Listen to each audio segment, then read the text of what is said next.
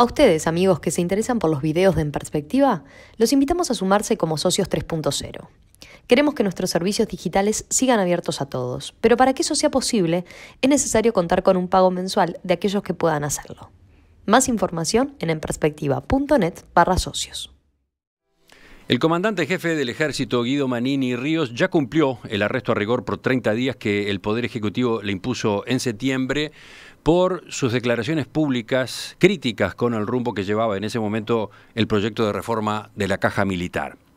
Fue uno de los episodios más llamativos de los últimos años en la relación entre poder político y Fuerzas Armadas.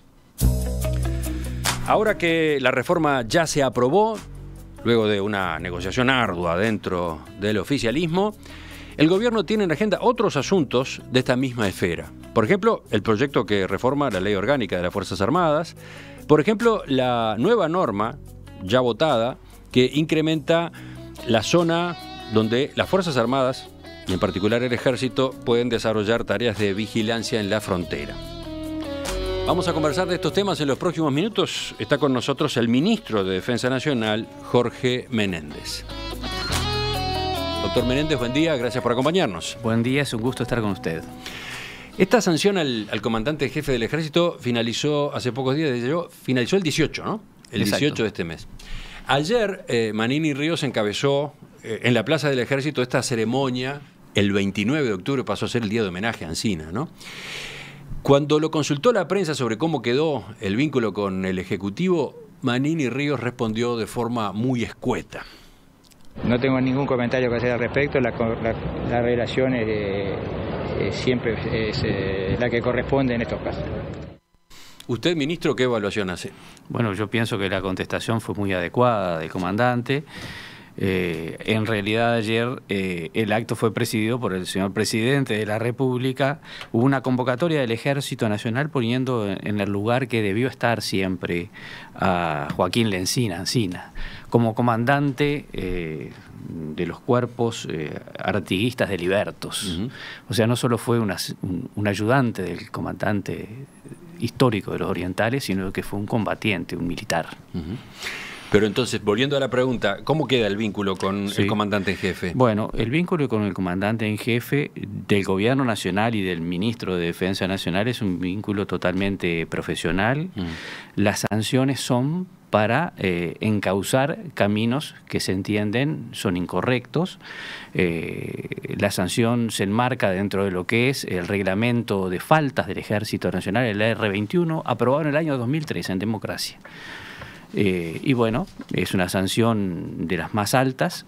El rango de sanciones en esta medida con arresto a rigor va de 1 a 60 días, esta fue de 30 días, pero tiene como objetivo reencauzar situaciones y eso es a lo que se apuesta. Sí, lo que estuvo de por medio acá es lo que dice ese reglamento en cuanto a que es una falta disciplinaria pretender influir o intervenir con prescindencia de las autoridades militares correspondientes en el estudio y sanción de proyectos de leyes, reglamentos, decretos y todo tipo de decisiones a consideración de los poderes del Estado. Ese fue el motivo.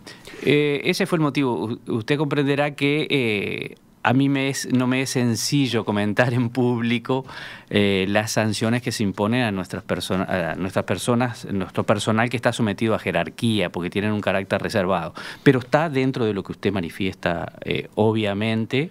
Según trascendió, fueron varias ocasiones en las que Manini habló, las que terminaron precipitando esta decisión, pero sobre todo aquellas declaraciones en el programa Todo Pasa de Océano FM, donde cuestionó al ministro Murro, al ministro de Trabajo y Seguridad Social, Ernesto Murro, que había dicho que la reforma iba a ser generosa y gradual, beneficiosa para los militares, porque contemplaba la especificidad de los integrantes de la fuerza y los años de servicio. Manini dijo, simplemente creo que no está bien informado. Si el señor ministro agarrara una calculadora y tomara los términos de la ley y la realidad de nuestros soldados, se va a dar cuenta de que lo que digo es así. El soldado va a tener que hacer más años para irse con la mitad de su salario. Y bueno, y fue más allá incluso, ¿no? Porque puso en duda si estaba Bueno, utilizó una fórmula muy complicada para aludir a la posibilidad de que estuviera mintiendo a sabiendas o no, etcétera, ¿no? Es así. Lo que está dicho, está dicho. El Consejo de Ministros, por propuesta del señor presidente, hizo una evaluación de la actuación general, no solo de este hecho, del comandante, y el señor presidente, decidió en aquel entonces tomar esta medida de carácter sancionatorio, que ya digo, es bastante importante. Claro, pero se lo sancionó sin perjuicio de los deberes inherentes al cargo, por lo cual exactamente podía participar de sus actividades habituales como comandante. Incluso en ese periodo realizó un viaje a España, sí, para intervenir en las actividades oficiales del Día de la Hispanidad. Muchos se preguntaron cuál es el sentido de una sanción así, ¿no? Bueno, la sanción no tiene un carácter de castigo, como dije anteriormente, sino que la sanción tiene un carácter de reeducador, de llevar a sitio cuestiones que se salen de él. Y esto es lo que se busca. Para un comandante a nivel nacional, pero a nivel internacional, una sanción impuesta por el señor presidente de la República de 30 días es una sanción muy importante. Y obviamente llama a lo que tiene que ser un correcto ejemplo desde el punto de vista del funcionamiento y de la acción.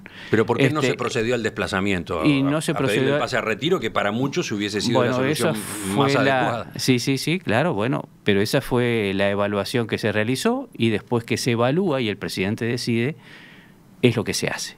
Y ya no existen espacios para otro tipo de circunstancias. Y eso fue lo que se llevó adelante. Una sanción de 30 días de arresto a rigor, con lo que ello implica.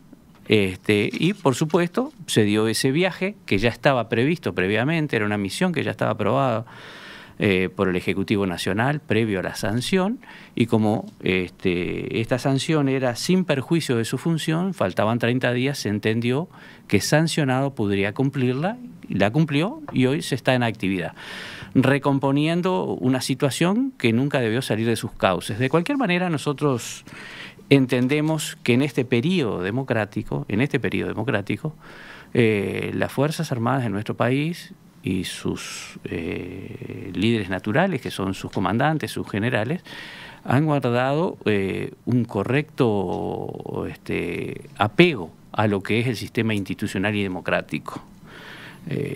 Si nosotros miramos un poquito hacia atrás, si miramos también no solo el país, la región, vemos realidades que a veces no son tales. Nosotros hacemos una valoración positiva de ese punto de vista. Hay situaciones que deben sancionarse, deben encauzarse. Esta no es la primera sanción a un comandante que se da en este periodo de gobierno. Se han sancionado otros comandantes. Obviamente, siempre se trata de trabajar con la mayor reserva posible, porque se da en el marco de una relación institucional que debe preservarse y abonarse desde el punto de vista de la profesionalidad. Pero en este caso no se optó por la reserva, al revés. Bueno, fueron circunstancias que los propios hechos determinaron el carácter público de las mismas.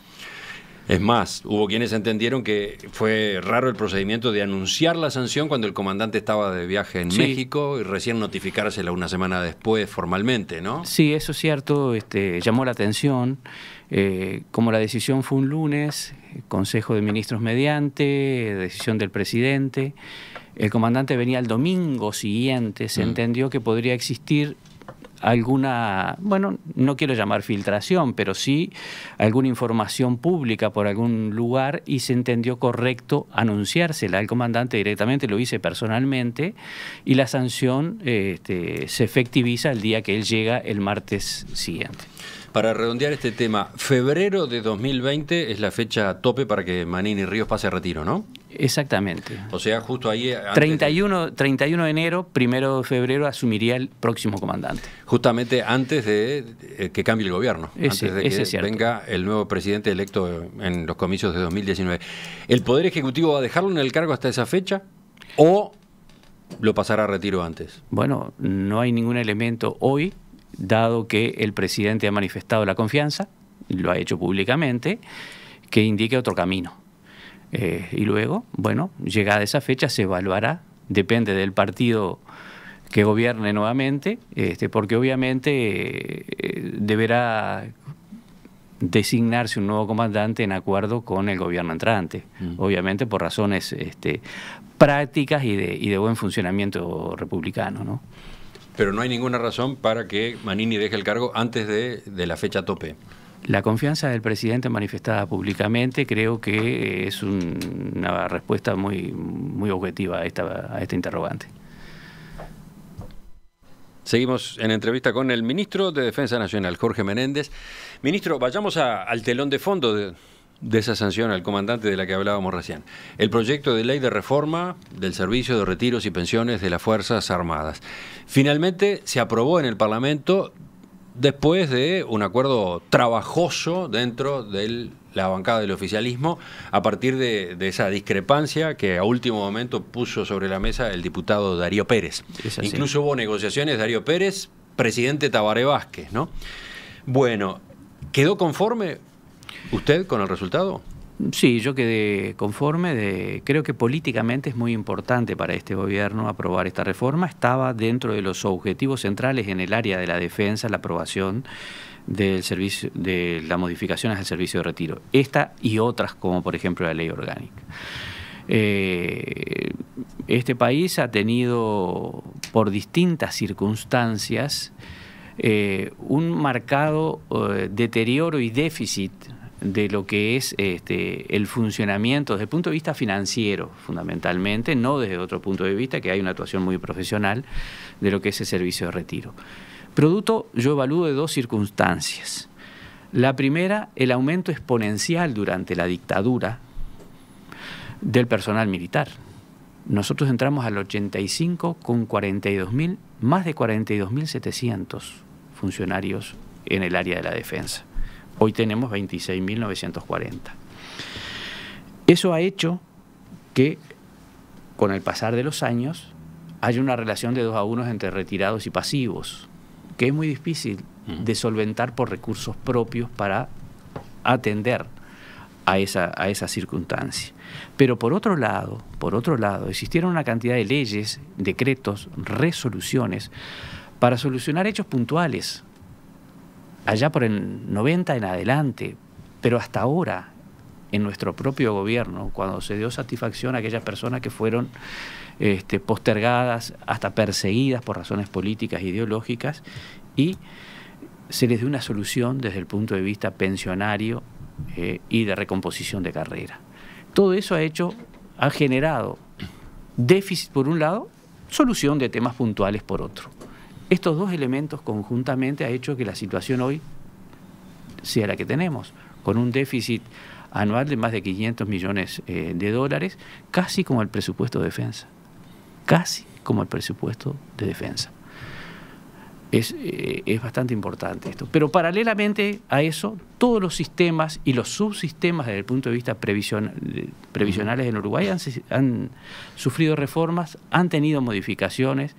El propio sistema general administrado por el Banco de Previsión Social, la caja militar, la caja policial, profesional, bancaria, etcétera, etcétera, han tenido modificaciones. Quedaba la caja, el servicio de retiros y pensiones de las Fuerzas Armadas. Y el gobierno había planteado hacer la modificación. Bueno, esto hoy es una realidad, hoy es ley.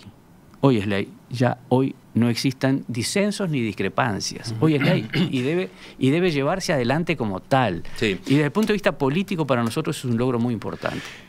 Desde el punto de vista político es un logro muy importante. Y desde el punto de vista de los resultados que se buscaba, porque se lo pregunto porque acá ha habido una tensión, ¿no? Por un lado, entre consecuencias injustas que el texto tal cual venía en su trámite parlamentario podía tener, y ahí habló el comandante en jefe, ahí planteó sus observaciones y sus preocupaciones el comandante Manini Ríos, pero también después las planteó el diputado Darío Pérez dentro del Frente Amplio. De algún modo Darío Pérez fue vocero de una parte de el personal de las Fuerzas Armadas que entendía iba a verse perjudicado.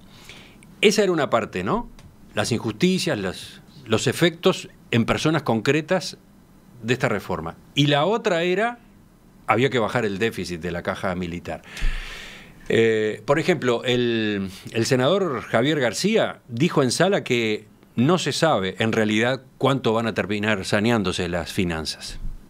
Este proyecto, señor presidente, que estamos tratando como tercera Cámara ahora, termina ya ni siendo una reforma de la Caja Militar, es un remiendo absoluto, que no logra ninguno de los objetivos que fueron planteados en su inspiración original, aún discrepando con ella, señor presidente, aún discrepando con lo que motivaba, como lo señalamos, al Poder Ejecutivo, y aún la propia voluntad planteada por el Poder Ejecutivo se logra. El abatimiento del llamado déficit, luego de varios meses de discusión, del tercer pasaje en esta instancia por la Cámara, aún no se sabe ese pretendido déficit o ese llamado déficit que fue analizado ya hace un mes atrás. Aquí no quiero reiterar los conceptos vertidos. No se sabe ni cómo se va a abatir, ni cuándo se va a abatir, ni el resultado que se va a lograr. ¿Usted puede responder a esa observación? Bueno, mire, yo digo, no por desairar su pregunta, pero yo habitualmente a los legisladores le respondo en sala, no le respondo en prensa. Desde el punto de vista general, el concepto sí voy a mencionar, pero no al senador Javier García, porque es una norma de conducta.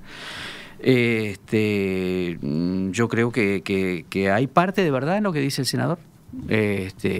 Tal vez los resultados desde el punto de vista de la recuperación financiera del servicio de retiros no sea inmediata y no sea la que se buscó en un principio cuando se envió el proyecto de ley al Parlamento Nacional, pero que ya sufrió modificaciones en el Senado de la República antes de ingresar a diputado. Es de recordar que ahí ya se estableció un ámbito subjetivo de aplicación en el cual estaba por debajo de los 15 años, incluido la escuela militar en ellos, o sea que son 11 años después de recibido. Y algunos otros más, o sea, ya sufrió modificaciones en el Senado y después tuvo modificaciones importantes en la Cámara de Diputados. Y ese es el sistema republicano que hoy tenemos, es la democracia del Uruguay. Yo creo que está muy bien que el Parlamento modifique porque estudió el proyecto, no solo hizo reclamos, sino que estudió el proyecto para tener el producto que hoy tenemos. Uno de los cambios más importantes que se le aceptó al diputado Darío Pérez fue que el nuevo sistema comprendiera al personal subalterno de hasta 5 años de servicio y no de 15, como sí quedó establecido para los oficiales. ¿Por qué se accedió a ese cambio?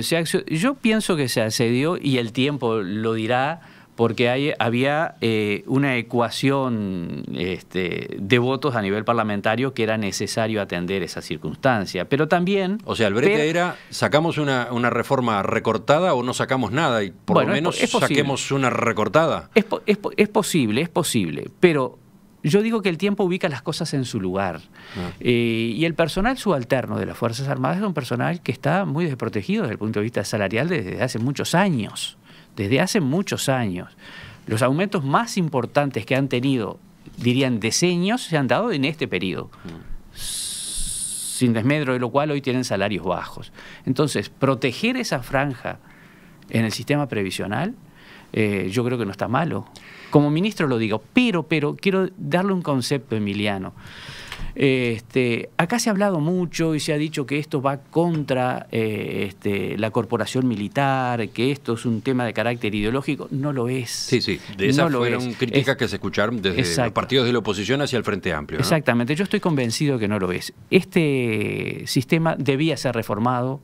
Existe acuerdo a nivel general de que la reforma era necesaria, incluso dentro de las Fuerzas Armadas, que era necesaria la reforma, sin desmedro de lo cual cada uno puede pensar con respecto a la ley lo que quiera pensar, pero hoy es ley y se aplica y se aplicará. Ahora yo digo, en cualquier profesión, y esta es una profesión especial, que requiere voluntad de realizarla y requiere amarla para llevarla adelante. Pensar en el retiro cuando se ingresa no está bueno. No está bueno.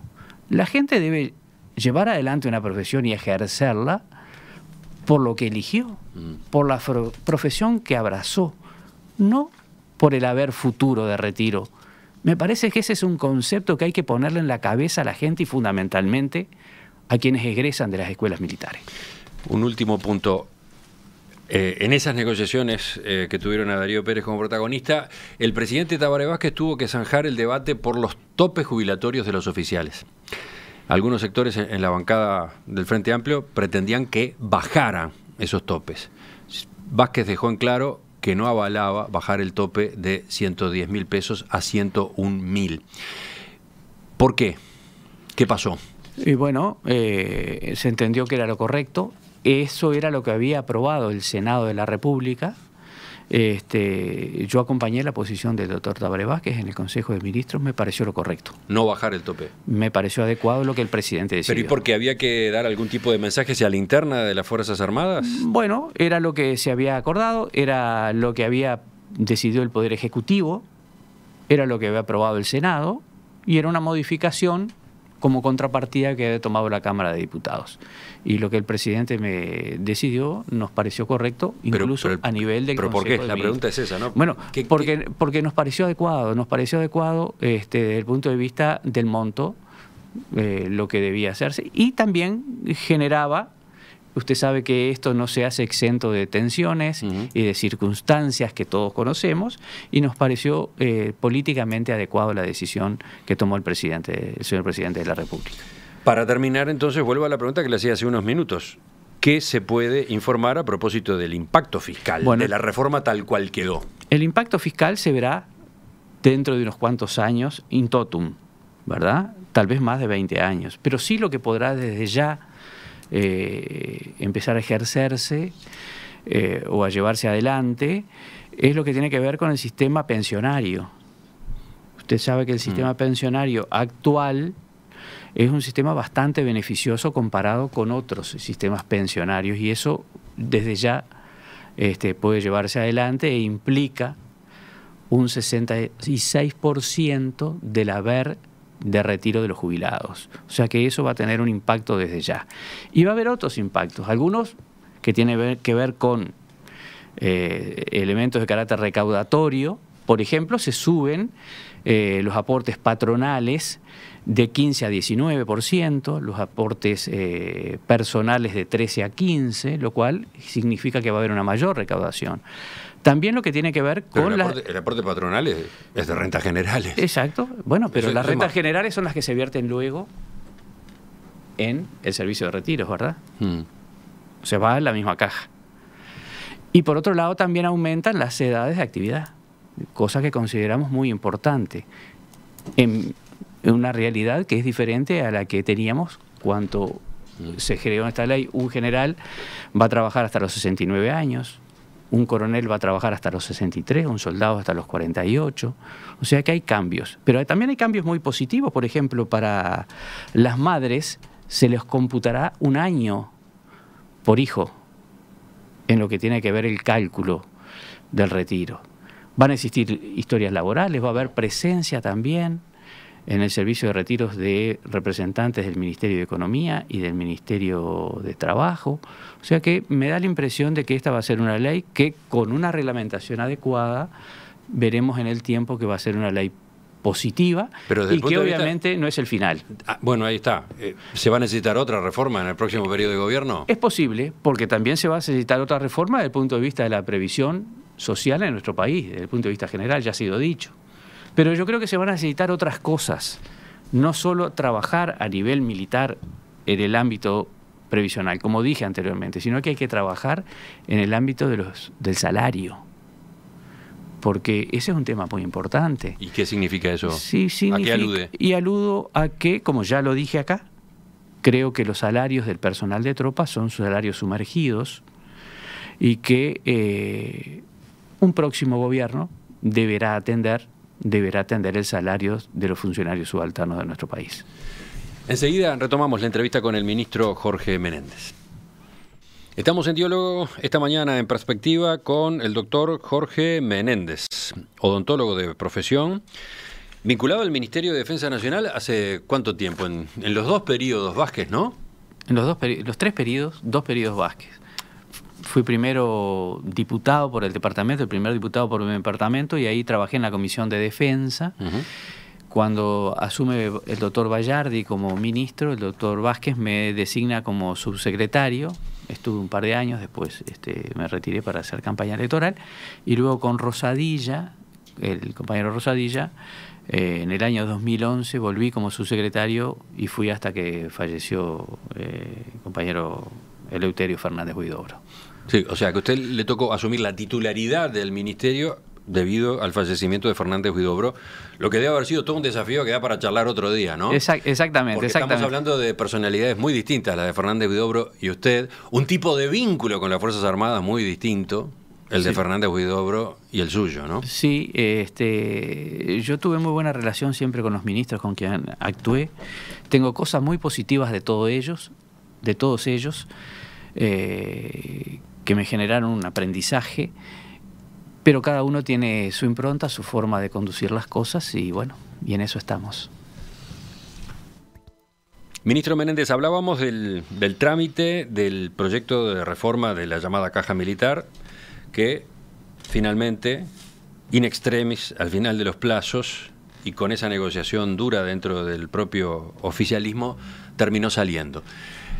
Ahora, asociada a esa ley, de algún modo va otra, ¿no? El proyecto de ley que tiene estudio el Parlamento para readecuar la ley orgánica militar.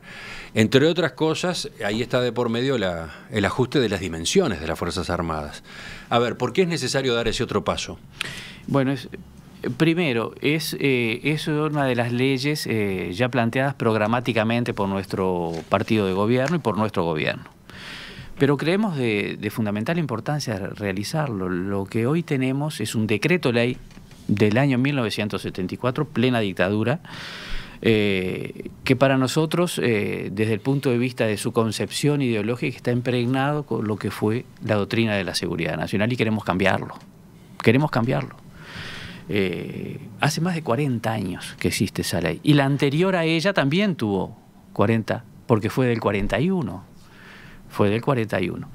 Entonces, pretendemos cambiar la orgánica militar y de las Fuerzas Armadas en base a lo que tiene que ser una concepción de liderazgo civil y conducción de las Fuerzas Armadas por parte de personal civil y una actuación desde el punto de vista estratégico y operativo de las Fuerzas Armadas que permita una mayor eficiencia, funcionalidad, con actuación conjunta y con mejor empleo de los recursos humanos y materiales que hoy tenemos. En particular, lo que va a ocurrir si esta ley sale es una reducción de las Fuerzas Armadas como personal y sobre todo una reestructura en sus niveles más altos. ¿Cómo es esto? Sí, nosotros creemos que debemos comenzar con esa reestructura, Y teníamos la posibilidad de hacer un corte que tomara toda la estructura, pero que iba a afectar fundamentalmente al personal subalterno. Y pensamos que, dado el momento histórico que vivimos, incluso hasta el momento político que vivimos, el momento desde el punto de vista laboral, dejar fuera sin trabajo al personal subalterno, haciendo un corte gordo a ese nivel, no era lo adecuado. Entonces comenzamos por la cúspide. Entonces se reafirma esa visión que mucha gente tiene de que las Fuerzas Armadas son una especie de seguro de desempleo encubierto. No, en algún momento puede llegar a serlo. Creo que este no es el momento. Pero sí pensamos, porque es lo lógico, y como nunca existió, empezar por arriba. Recortar generales y recortar coroneles. Si bien lo hacemos con mucha prudencia, el Parlamento luego verá la profundidad de ello, porque en definitiva allí estará la última palabra al respecto. ¿Qué quiere decir recortar? Recortar quiere decir bajar vacantes presupuestales. Por ejemplo, bajamos en el Ejército Nacional de 16 a 13 a nivel de oficiales generales y un 20% en el personal superior, que tiene que ver con coroneles y capitanes de navíos de la Armada Nacional. Un 20%. Y pretendemos que esto luego, a través de lo que sucederá en el tiempo, porque esta ley orgánica no es el fin, sino allí lo decimos y damos un plazo de 2 años para la presentación de las próximas leyes orgánicas, ya mucho más específicas de las distintas fuerzas, del propio Ministerio de la Secretaría de Estado, y una ley complementaria de reserva y movilización. O sea, quedarían 5 leyes para completar este sistema que comenzamos en el año 2010 con la ley 18650, la Ley Marco de Defensa Nacional. Ahora, ¿por qué reducir? Puede preguntarse más de un oyente. Hay quienes entienden que no deberían existir Fuerzas Armadas, hay quienes entienden que es un gasto inútil, hay quienes están preocupados por lo que implican las Fuerzas Armadas. Esa es una visión.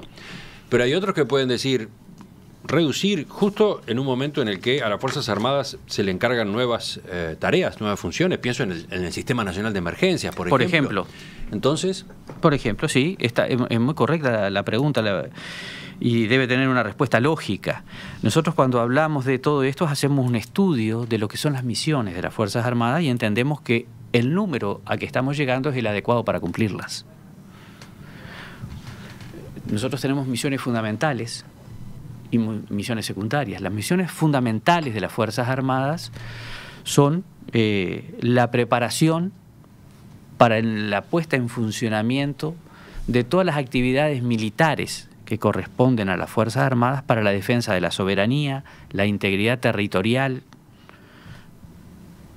la defensa de los recursos estratégicos que determina el Poder Ejecutivo, la nación, la población y la paz de la República en el marco de la Constitución y de las leyes.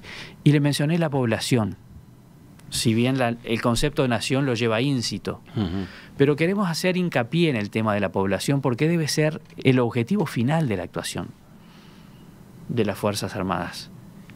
No debe encararse la población con el enemigo natural que existió en otra época y que alumbró al decreto ley que hoy tenemos en vigencia. Por eso lo menciono. Entonces, haciendo una evaluación de esas misiones de carácter principal, primario, y las secundarias que en tiempo de paz pueden llevarse adelante y que tienen relación con aquellos casos de especialidad, de conveniencia pública que la sociedad o el Poder Ejecutivo determine, nosotros creemos que hay muchas cosas para hacer, incluso en el desarrollo nacional. Incluso en el desarrollo nacional. Yo creo que las Fuerzas Armadas pueden hacer muchas cosas a nivel marítimo, a nivel terrestre. Hoy estamos hablando de un nuevo espacio. Cuando hablamos de jurisdicción, la jurisdicción se refiere al espacio de actuación, el terrestre, el aéreo, el marítimo. Hoy establecemos un nuevo espacio que es el ciberespacio y el espectro electromagnético. Ahí también actuamos, en acuerdos con otros organismos del Estado. Y bueno, y actuamos a nivel internacional, en las misiones de paz. Este gobierno ha tenido una política transversal de Estado con respecto a las misiones de paz. Y entonces, este redimensionamiento de las Fuerzas Armadas, ¿se hace en consulta con? ¿Se dialoga con las Fuerzas Armadas? ¿Este planteo tal cual llega al Parlamento tiene el visto bueno de las autoridades? Bueno, está muy bien. Nosotros decimos en el proyecto, lo aclaramos, que este proyecto fue hecho en el Ministerio de Defensa Nacional, con un equipo de actores civiles, en consulta, primero con el Estado Mayor de la Defensa, que es un organismo de asesoramiento del Ministro de Defensa, a quien le pedimos que trabajara en la materia y nos remitió un proyecto.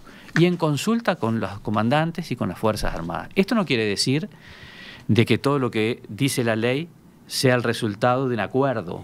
Siempre existen visiones diferentes, incluso entre fuerzas existen visiones diferentes. Pero creo que este proyecto de ley es un proyecto que consolida bastante una visión general de cambio y que yo tendré la posibilidad en estos días de ir al Parlamento. Me voy a pedir al jefe del Estado Mayor de la Defensa que me acompañe para hablar de los temas estrictamente militares. Yo hablaré de los políticos, para llevar adelante un tránsito que buscamos sea con el apoyo de los más amplios sectores. Esta es una ley que no es una ley que esté cerrada a cal y canto. Nosotros queremos ir a discutir, a dialogar y alumbrar algo que es necesario para el país, pero que ya introduce modificaciones muy importantes, no solo en el tema del número, sino en otros aspectos. Enseguida le hago una última pregunta por hoy. Ministro, de esta reforma de la ley orgánica tenemos que hablar otro día con más tiempo. Lo estamos anotando nada más en este reportaje de hoy. Porque al final quiero preguntarle también por esta otra ley que se aprobó hace poco en el Parlamento y que le encomendó al Ejército la realización de tareas de vigilancia en la zona de frontera seca, en una franja de territorio de 20 kilómetros de ancho contados a partir de los límites definidos en los tratados internacionales, quedando excluidos los centros poblados. Es así.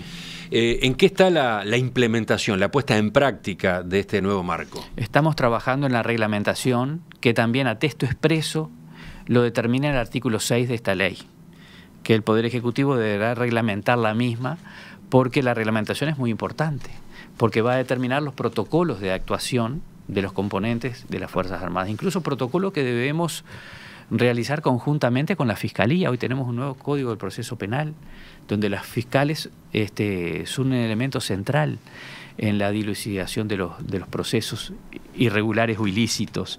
Y nosotros tenemos que uno tener de los cambios que se le hizo en el Parlamento al texto tiene que ver con el artículo 3. Exacto. Con la redacción final, en estas zonas que yo mencionaba recién, las Fuerzas Armadas pueden realizar arrestos ante delitos flagrantes, pero deben comunicar su actuación de forma inmediata al fiscal competente, ¿no? Exactamente. En el medio de la presentación del proyecto cambió el Código del Proceso. Entonces el punto de referencia no eran los organismos con competencia, que pudieran ser policía, ganadería, aduana, etcétera, sino el fiscal. Y con ellos debemos establecer un protocolo de actuación. Ya hemos conversado, yo he tenido conversaciones con el doctor Díaz y vamos a establecer lo necesario para que las cosas se hagan de la mejor forma posible. Esto implica que los militares asumen un protagonismo mayor en el combate a contrabando o crimen organizado, por ejemplo. Sí, crimen organizado, y vamos a tener tareas de apoyo que ya estamos haciendo, pero hoy están establecidas por ley. Antes las teníamos por decreto, por ejemplo, el Ministerio de Ganadería, Agricultura y Pesca, en los controles sanitarios de las zonas fronterizas, a la aduana, porque no solamente lo que se actúa a través del Ejército Nacional de Tierra, también tenemos lo que hacemos a nivel aéreo con nuestra Fuerza Aérea, que tiene equipos de mucha importancia como trabajo colateral a la aduana, ni que hablar la Armada Nacional. Y bueno, ya digo, tareas de vigilancia y apoyo. Yo creo que acá hay un concepto que quiero manifestarlo de fundamental importancia, que va a estar reflejado acá y en la próxima ley orgánica, y es la complementariedad del Estado. El Estado es uno solo y debe actuar complementariamente. ¿Y qué dice a propósito de los comentarios que hace el senador Jorge Larrañaga, que está impulsando una reforma constitucional en la que uno de los puntos es el refuerzo de la policía con personal proveniente de las Fuerzas Armadas? Larrañaga dice, bueno, con esta ley se va justamente en esa dirección. No se va en esa dirección. La ley lo determina claramente. Acá no hay una mezcla de instituciones, sino hay actuaciones de carácter complementario determinadas por la ley.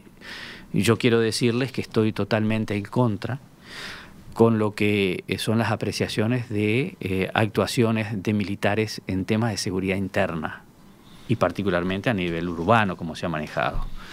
Creo que las soluciones mágicas que se plantean son muy temporales, y la práctica que ha existido a nivel internacional nos ha demostrado que los logros no son de carácter permanente y terminan perjudicando a las propias fuerzas. Nosotros tenemos un personal adiestrado con una doctrina de actuación conjunta, no individual. Se actúa como cuerpo, con un tipo de armamento totalmente diferente a la policía. Creemos que doctrinariamente, pero desde el punto de vista de los resultados, no sería adecuado para las necesidades que tiene nuestro país, que tiene que, obviamente, trabajar en lo que, desde el punto de vista de la competencia y la jurisdicción, hoy tiene. Hay que formar, hay que llevar a cabo tareas de formación con el personal que se va a ocupar de estas tareas. Sí, ya se están realizando tareas de formación con el personal que va a llevar adelante esta tarea, pero son fundamentales los protocolos de actuación. Queremos complementar al Estado en estas áreas. Yo pienso que hoy más que nunca, por las propias situaciones que se dan a nivel internacional, nuestras fronteras tienen que ser cada vez más seguras y tenemos que emplear el Estado con la mayor eficiencia posible en esas áreas. En definitiva, ¿cuándo es que empezaremos a ver a efectivos de las Fuerzas Armadas cumpliendo este tipo de tareas? Yo pienso que en muy poco tiempo, tal vez un mes. ¿Un mes? Pienso que ya vamos a estar en condiciones de poder llevar adelante algún tipo de actuaciones que no serán in totum, serán aleatorias. Ministro Jorge Menéndez, gracias por acompañarnos esta mañana. Ha sido un gusto. Quedan varios temas para explorar más a fondo en una próxima. Muy bien.